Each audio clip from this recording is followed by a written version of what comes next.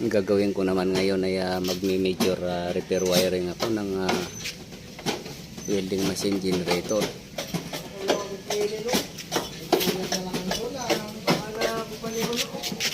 At ayaw nang maglabas ng kuryente itong welding machine generator na to.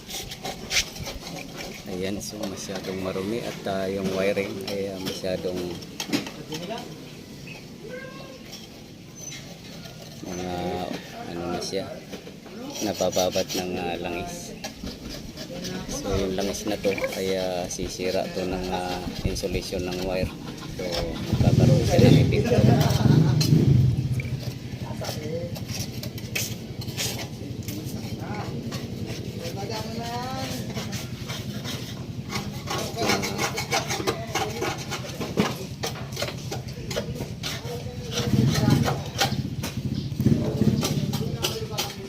Itong exhaust pipe na to may lumalabas na usok, so nakaka-epekto rin yan sa mga contacts.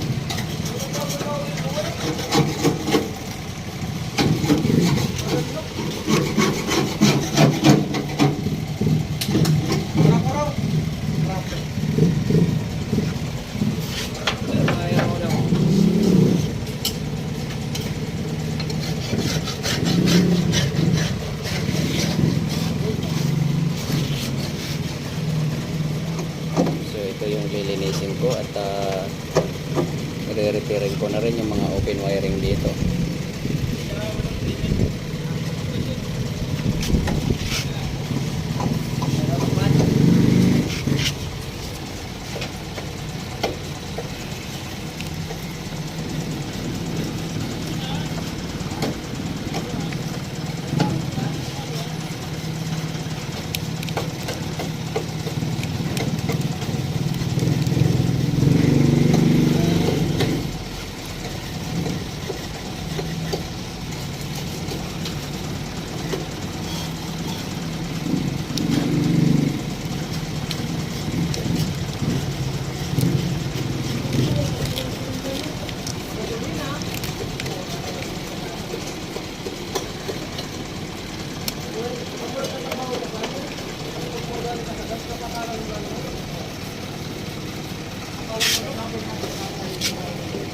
So itong langis na yan, yan ay yung sisira ng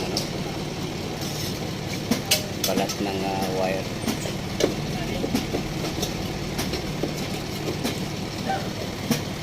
Kailangan malinisan yan.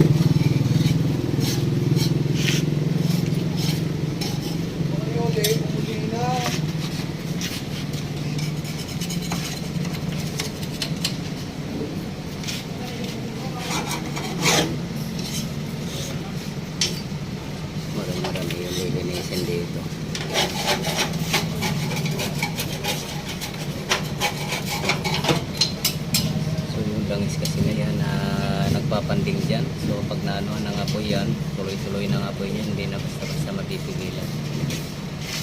Kaya importante na malinis talaga. So kapag nag-spark yung wiring, oras na parami-rami yung spark or yung napag-create ng apoy, so madali nang masunog yung ano na yan, langis. Delikado siya, so dapat malinis talaga yan.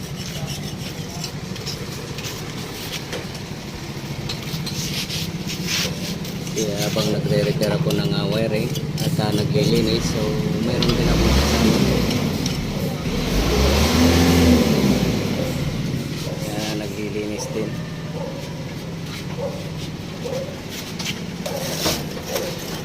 Yan, bali dalawa kami.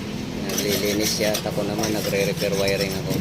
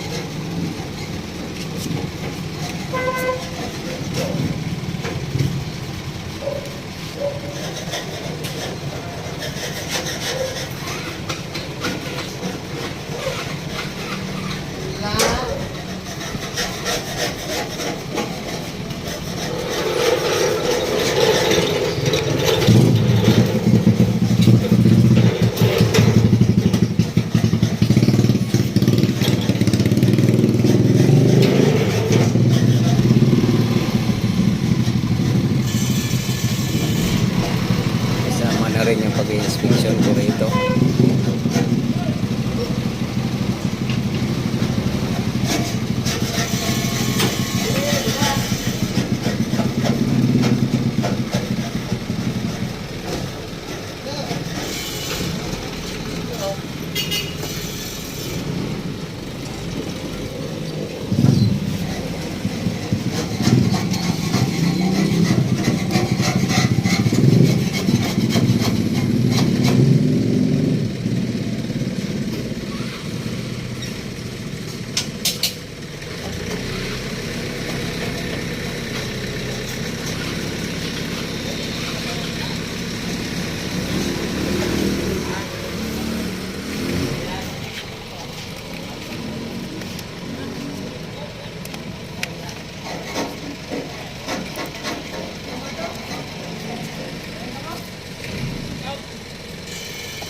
Okay, bro.